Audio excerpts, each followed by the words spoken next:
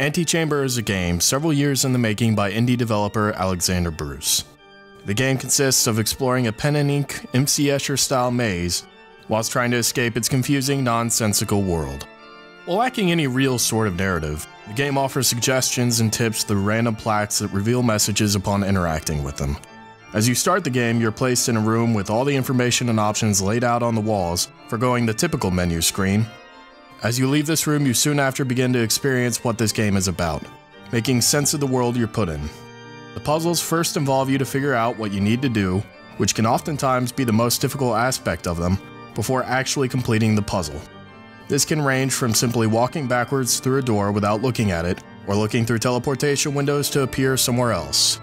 Soon after you begin, you'll discover a gun that allows you to collect and fire cubes that you can interact with to make platforms, stairs, or use to open doors.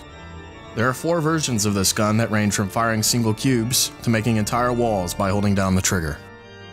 The game is extremely original and creative. The puzzles for the most part are fun to figure out, and not in themselves very frustrating.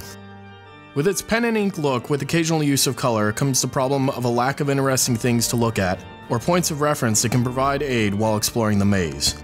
The soundtrack is also sparse, mainly consisting of ambient noises, often used miscellaneously, such as a lapping ocean shore in the middle of a hallway.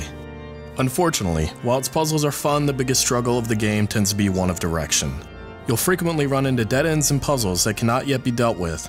Despite this, you'll try though, wasting time and just adding more confusion to the game.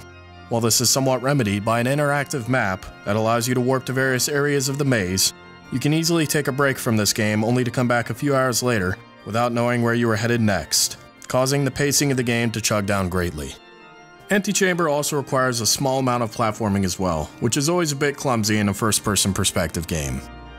While Antichamber is a fun, mind-bending game with outstanding unique puzzles, the visuals can be a bit bland at times, and in the 1 to 5 hours it takes for the first run-through can often leave you scratching your head, as the biggest puzzle is generally where to go next, or where you should backtrack to now that you have new abilities.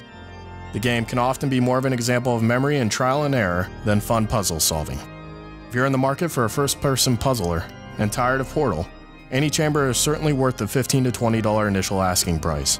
Just try not to make the mistake of getting 3/4 of the way through the game and coming back to it hoping you remember where you were heading next.